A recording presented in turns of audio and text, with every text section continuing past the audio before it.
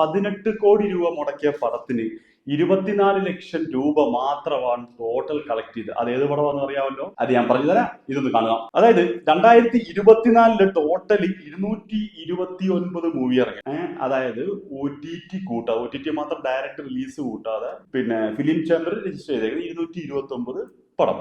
2025 217 പടം. അപ്പൊ ഒരു 7 പടത്തിന് വ്യത്യാസം വന്നു. ഓക്കെ, ഇതിനകത്ത് പറയുന്നതെന്ന് പറഞ്ഞാല് 100 മുതൽ 200 ആൾക്കാർ വരെയാണ് പുതിയ പ്രൊഡ്യൂസർ ആയിട്ട് വരുന്നത്. നമ്മൾ അതാണ് മെയിൻ ആയിട്ട് നോക്കുന്നത്, പുതിയ പ്രൊഡ്യൂസർ വരുന്നത്. ഓക്കെ, സുദേശന്റെയും സുമലതയുടെയും ഹൃദയഹാരിയായ പ്രണയകഥ. ഇത് പണ്ടത്തെ സ്കൂളിൽ നമ്മൾ പഠിച്ചോണ്ട് പോകുന്ന പോലെ ഈ പടം പഠിച്ചോണ്ട് പോകേണ്ടി വരും. കാരണം എന്ന് പറഞ്ഞാല് ഒരു സിനിമയുടെ പേരിടുമ്പോൾ നീട്ടിവലിച്ച് പേരല്ല ഇടുന്നത്, ഏതെങ്കിലും ചുരുക്കിയ 2 പേര് ഇതാക്കി കൂടായോ, എന്നിട്ട് വിശദീകരിച്ചാൽ മതിയല്ലോ സിനിമയ്ക്ക്. ഇതൊരു ടൈറ്റിലാണ് വരുന്നത്. ഡയറക്ടറിന്റെ പേര് രതീഷ് ബാലകൃഷ്ണ പൊതുവാൾ.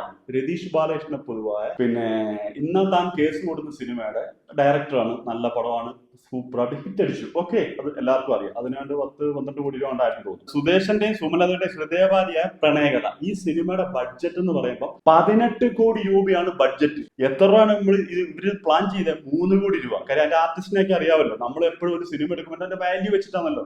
ഇത്രയും നീട്ടി വലിച്ച രസമുള്ള ഒരു സാധനത്തിന് 18 കോടി രൂപ ഇത് പ്രൊഡക്ഷനില് വെറും വേൾഡ് വൈഡ് 23 ലക്ഷം രൂപയാണ് കളക്ട് ചെയ്തത്. എന്റെ അറിവില് അന്നത്തെ ടൈമില് ഏറ്റവും വലിയൊരു ഫ്ലോപ്പ് എന്ന് വേണമെങ്കിൽ പറയാം. 18 കോടി മുടക്കിയാണ്. അങ്ങനെയാണ് ഈ ഫെഫിക്കത്തെ കുറിച്ച് പറയാതെ. എന്നാലും ഞാൻ വേറെ കാര്യം ചോദിക്കുന്നത്, ഈ പ്രൊഡ്യൂസറുടെ ഒരു കാര്യം ചോദിക്കുന്നത് എന്താണെന്ന് ചോദിച്ചാല്, ഈ 3 കോടിക്ക് ഒരു 2 കോടിയുടെ ആയിക്കോട്ടെ, 5 നിർത്തി. ഇത് അതായത് 15 കോടി രൂപയാണ് എക്സ്ട്രാ പറഞ്ഞേക്കുന്നത്. ഇതിനകത്ത് ഞാൻ എപ്പോഴും ഒരു തെറി വിളിക്കുന്നു പറഞ്ഞ് പൊതുവെ പറയാറുണ്ട്. നമുക്ക് പ്രൊഡക്ഷൻ കൺട്രോളർ എന്ന് പറഞ്ഞ ഒരു സാധനം കൺട്രോൾ ചെയ്യാനല്ലേ വെച്ചേക്കുന്നത്. ഈ ഒരു പടത്തിന്റെ ബഡ്ജറ്റും കാര്യങ്ങളൊക്കെ A to Z കാര്യങ്ങൾ അറിയാവുന്നതാണ്. അപ്പൊ ഈ പുതിയതായിട്ട് വന്ന പ്രൊഡ്യൂസർ ആണെങ്കിൽ പുള്ളിക്കാരന് പറഞ്ഞ് മനസ്സിലാക്കിയും ഈ കൺട്രോൾ ചെയ്യാനാണ് പ്രൊഡ്യൂസർ. അല്ലെ പിന്നെ നമ്മൾ സിനിമയ്ക്ക് പ്രൊഡക്ഷൻ മാനേജർ. എന്റെ അഭിപ്രായത്തിൽ പ്രൊഡക്ഷൻ കൺട്രോളർ എന്നുള്ള പദവി മാറ്റി പ്രൊഡക്ഷൻ മാനേജറെ ആക്കി. സാധാരണ പ്രൊഡക്ഷൻ കൺട്രോളറെ ഒക്കെ പണി എന്ന് പറഞ്ഞാൽ നമ്മൾ കിളി മാറും.